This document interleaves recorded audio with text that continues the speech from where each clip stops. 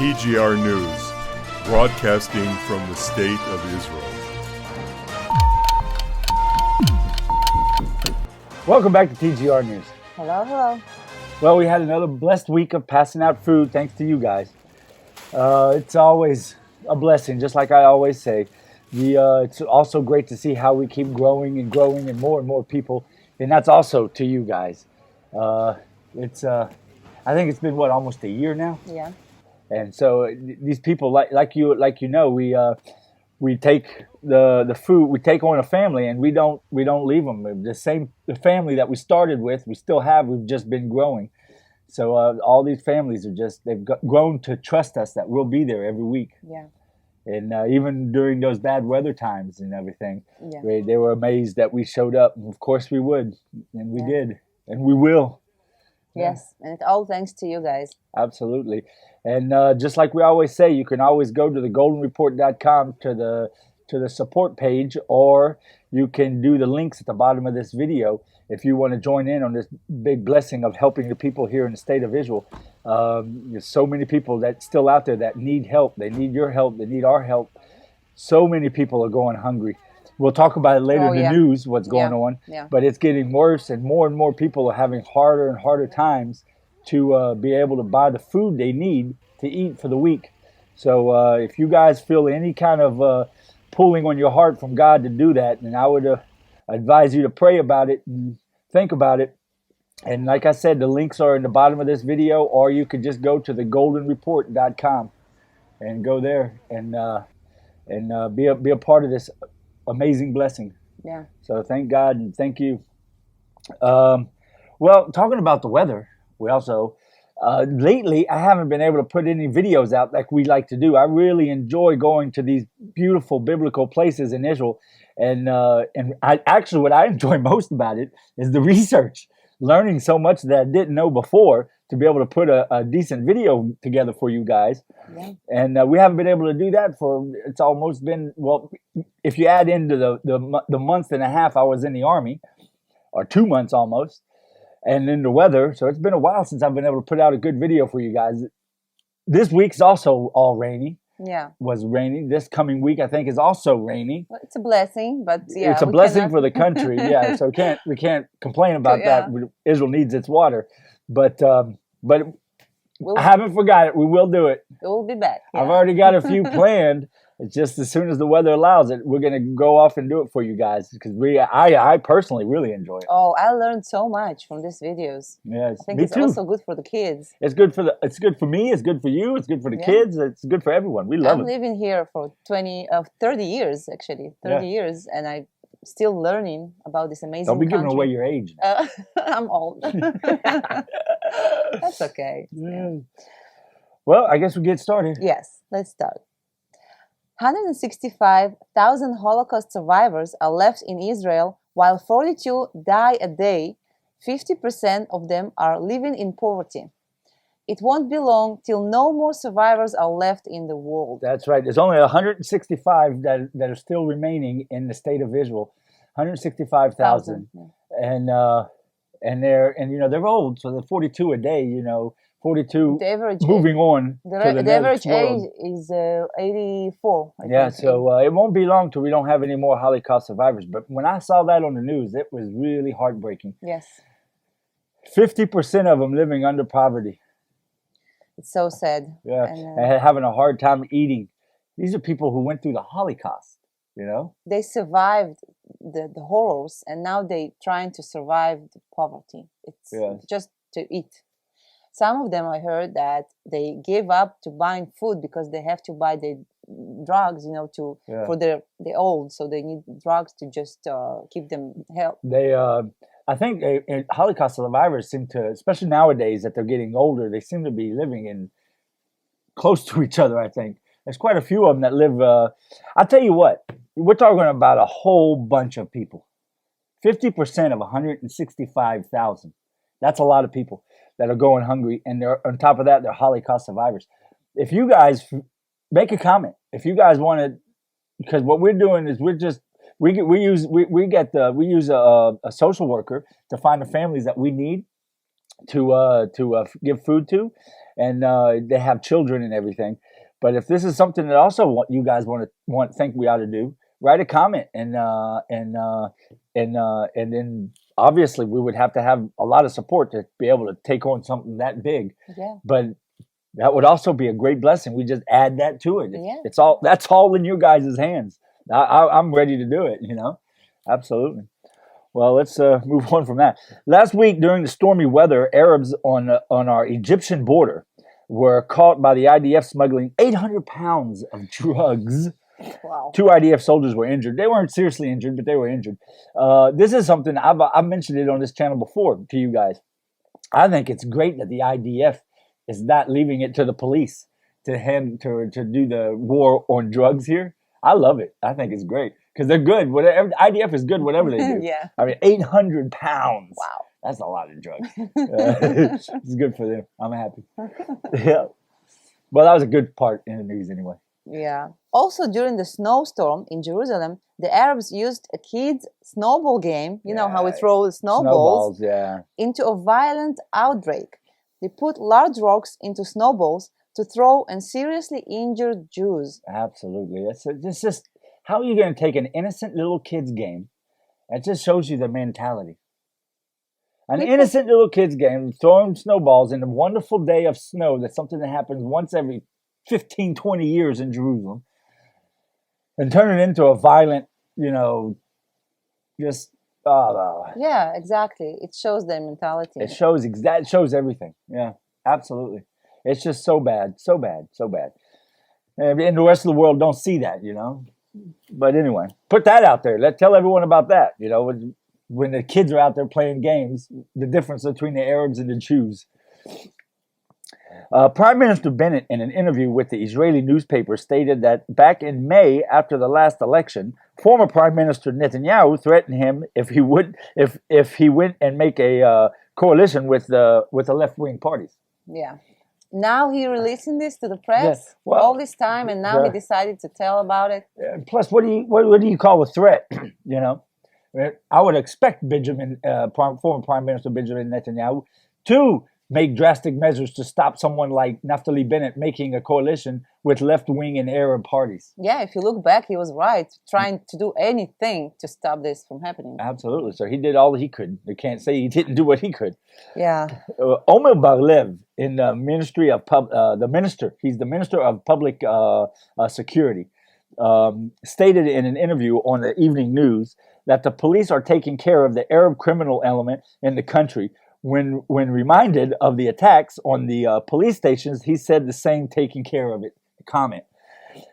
What do you mean by taking care of it? It just keeps going on and on. And it's getting worse and worse. It's just they just stood there and say, "Oh yeah, we're taking care of it." Yeah. How are you taking care of it? I don't know. Yeah, I don't see how he's taking care of it. Nothing happens. Other than him sitting there saying, "I'm taking care of it." Yeah. Another child this month was shot by a stray bullet from the Arab criminal element. This is the second time this month. But he's taking care of it, ain't it? Yes, exactly. I mean, it's just kids are dying now, just in the playgrounds. Yeah. I heard this week that the police left Beersheba. They used to stay. They used to have more policemen there, and they just actually left. They just regular police forces stay there, but not extra that they supposed to. They sent first when the crime was happened like every week. Yeah. They send more forces there from the police, and they pulled them back. Huh. So that's how he's taking care of things. Yeah, take care of it. Pulling police out. You need to put more in. And the regular police just can't. Actually, if he wants to start taking care of it, he needs to start first of all taking care of the police officers. Yes. But Israel is real big in taking away the authority from the police officer. You can't take the authority away from the police officer and then expect the police officer to take care of business. Exactly. You need to give them authority. You need to back them up. If they get, give them some support and send more in and let them get the job done. I mean, this week we even saw where a bunch of Arabs had attacked a cop car, and the cop car had to drive away because he was afraid, running away. My goodness! When this happened, I always think about policemen in the States. What would a police officer say? Wow! Oh, they bring in SWAT and everything else. They take care of it. Yeah. Oh, yeah. Absolutely. Yeah, well, just a regular traffic cop pulls you over, and you feel threatened by the cop if you don't do exactly what he says. Yeah. Which is okay. Which is okay. I don't know what you guys think, but I think it's okay. I think you should have, as long as they don't abuse it. Yeah, the cops no violence, should of have course. authority and be able to, what they say goes. They're the police officers. They're the ones that, Well, anyway, Arabs threw a grenade for the second time into a Ministry of Defense high-ranking official's backyard while his kids were at home in the middle of the day. They just threw a hand grenade into his backyard. Yeah. I mean, his daughter was home, I believe it was. Him and his wife were off at work. I think it was just right after the school was let out, so his daughter came home, and some Arab just went by and threw a grenade into his backyard. Yeah. Could you imagine that happening anywhere else in the world? Oh my goodness. Yeah, and I don't understand why after the first time they didn't put some guards around the house. Or find the person who did it. Yeah, do something. Yeah. A father and daughter out driving to enjoy last week's snow. Oh, yeah. Driving around and took a wrong turn and were almost killed by Arabs stoning them and lynching them. They throw rocks. They try to put. Yeah, the guy that told the story on the news. He's driving around with his daughter. He was actually driving in a Suburban, which is unusual. Not many Suburbans around here in Israel, but a big old Suburban in the snow, in the mountains and the hills of Samaria. And he was headed to the third largest hill in Israel, which is the largest hill in Samaria area, to get up a nice view, right, with him and his daughter out having a nice day. He used an off-road navigation system app. And when he was driving, because of the snow, he missed the wrong turn, and he ended up going into this Arab village. And by the time he turned around and just drove out of there like crazy, he said he had to drive like crazy. He said it was a matter of like 2 or 3 seconds, and 5 windows were broken in his Suburban, and they were coming at him. He knew it was, if he didn't get out of there right now, him and his daughter were going to die. Yeah. This drives me nuts. And this is in Israel. This is driving me nuts. In his home. This is our country, and yes, they have their areas, but if they come to our areas, we won't throw them rocks and lynching them. We won't kill them. Yeah, Arabs are around everywhere in Jerusalem. Yeah, they come into Tel Aviv sometimes to our walls and going around, and nobody will hurt them. And maybe some people will look at them strange. Yeah, maybe because they're the family of people like this guy who almost got killed. So of course they'll look at him strange. But we're not allowed to go there. We have big signs. By the way, I don't know how this guy missed it. Probably because of the snow, he missed the signs. But we have like red signs.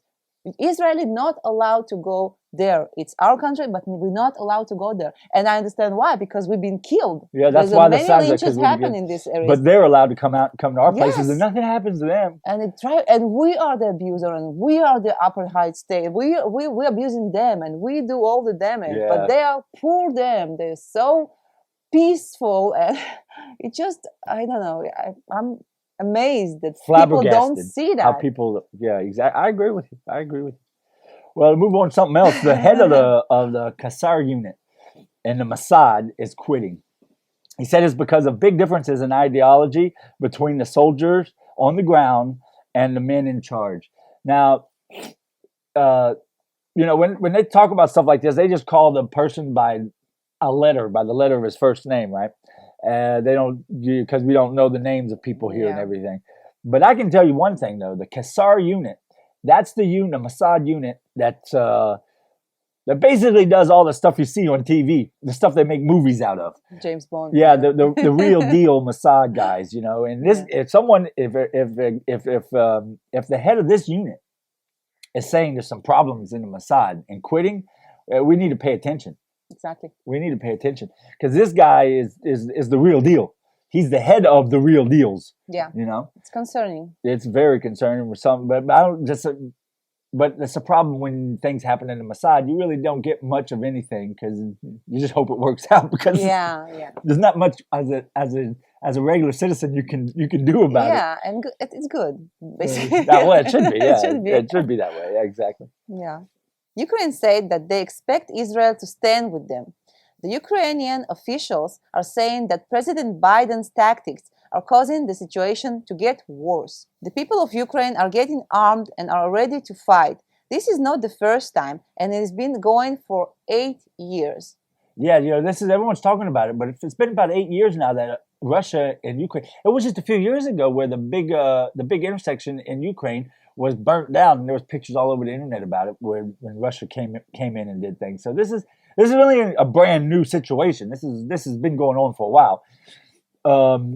But I did see it surprising how the officials in the government are saying to Biden, you're making it worse. Yeah. You're making it worse. I don't know exactly what that means and what they actually want from him, but I just thought it was interesting. And another thing I found very interesting is a lot of even though in the Ukraine there's a lot of anti-Semitism. Yeah.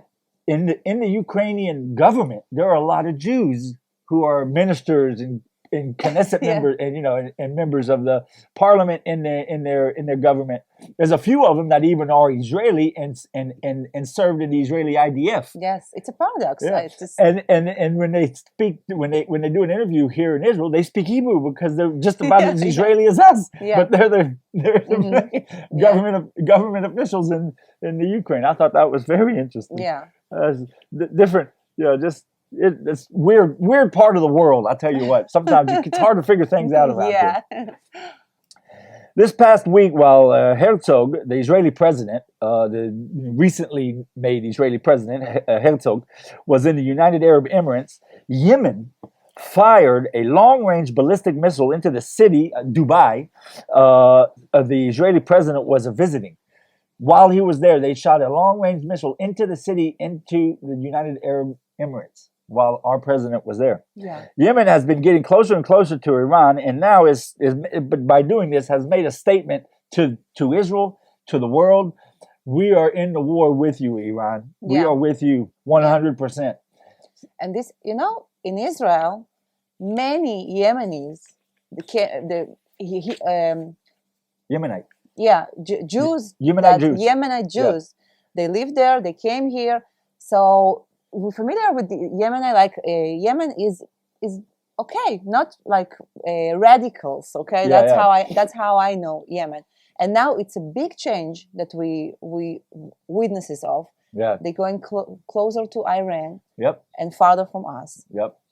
Another country that's going add another country to the list. Exactly. A long list of enemies that want us dead. But I mean, sending a long-range ballistic missile from Yemen to the United Arab Emirates, which is, by the way, that means they had to fly the missile right over Saudi Arabia.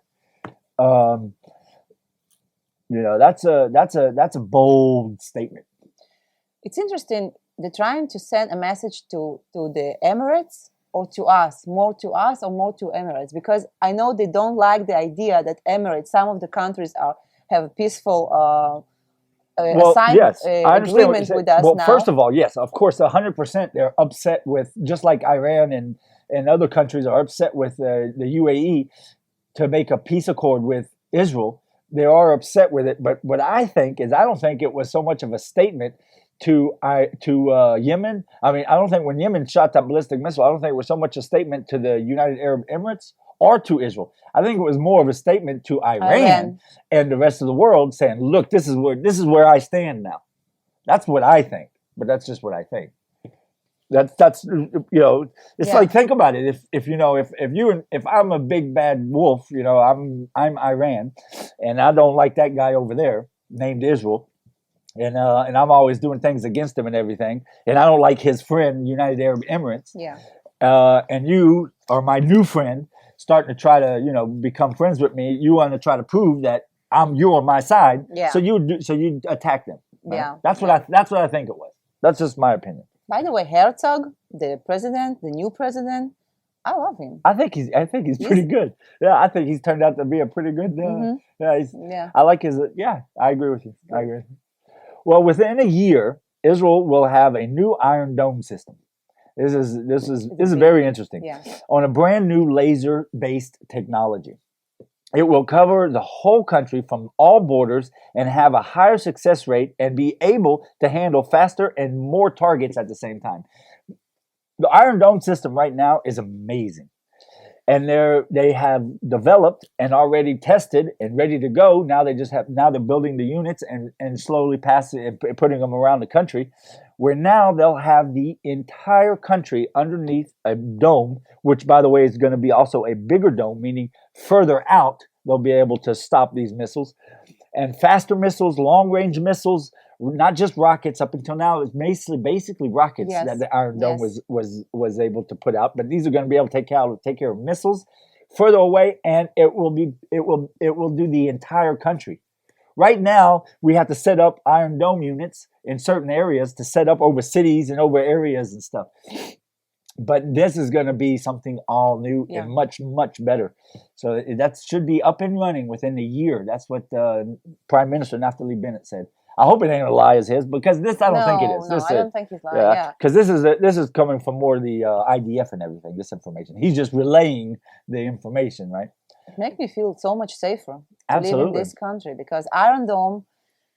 Without Iron Dome, so many people will be killed here. Yep. So this is even more advanced technology, and we need more advanced technology because we know Iran getting more and more advanced, and even in Gaza they getting more missiles that shooting farther, and we always need to improve ourselves. Absolutely. So it's always war technology, and also not only is it this better system, laser-based system, will be able to take care of the rockets that we always take care of, and also now start taking care of missiles and long-range missiles.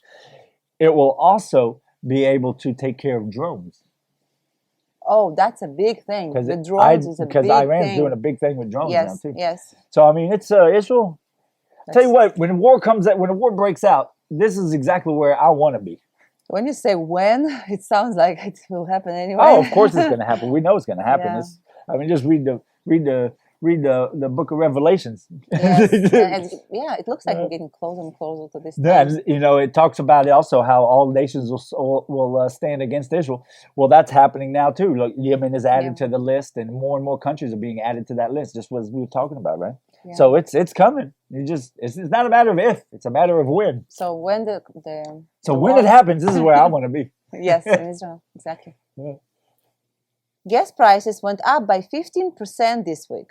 This is the third time it's gone up, and now the electricity went up by 5.7%, while food costs also went up by 20% in the past year under Prime Minister Bennett. Yeah.